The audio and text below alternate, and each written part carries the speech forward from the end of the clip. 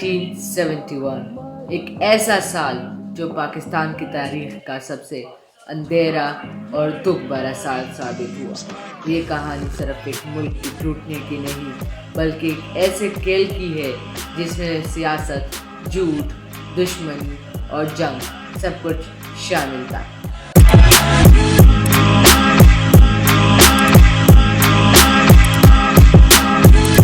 कुछ 1947 से शुरू होता है जब पाकिस्तान बना, मगर क्या ये सिर्फ एक मुल्क था या दो मुख्तलिफ सोचने वाले हिस्से?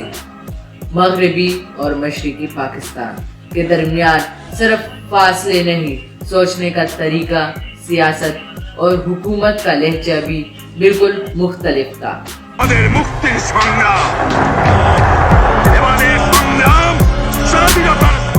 1952 बंगाली लैंग्वेज मूवमेंट, अवामी लीग का बढ़ता हुआ असर और फिर 1970 के इलेक्शन। शेख मुजीबुर रहमान ने 160 से ज़्यादा सीट जीत कर ये साबित कर दिया कि अब मशरिकी पाकिस्तान सिर्फ सुनना नहीं चाहता बल्कि बोलना भी चाहता है। लेकिन मगरबी पाकिस्तान की सियासत इस नई हकीकत को मानने को तैयार ही नहीं थी।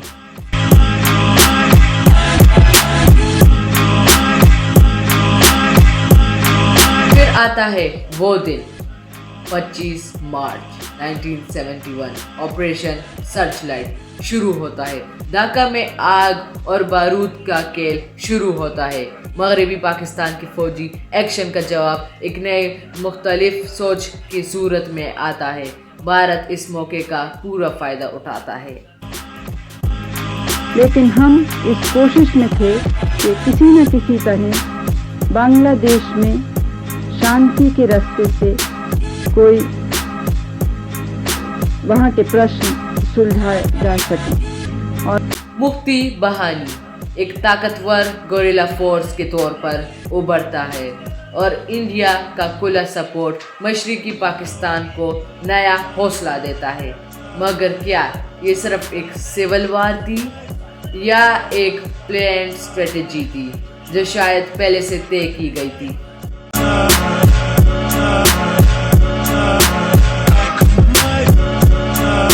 16 दिसंबर 1971 वो मंजर जो हर पाकिस्तानी के लिए एक दुख भरी याद बन गया।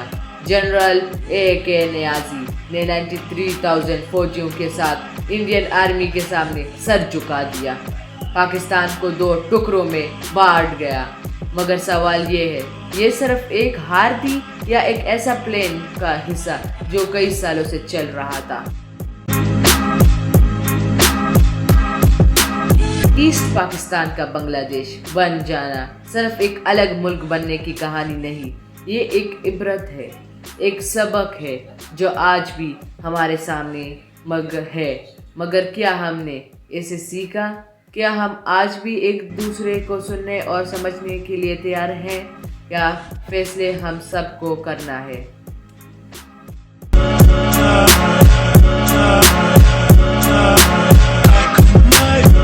कहानी सिर्फ तारीख नहीं, ये एक हकीकत है जो हमेशा याद रहेगी। एक कहानी जो हर पाकिस्तानी को सोचने पर मजबूर करती है।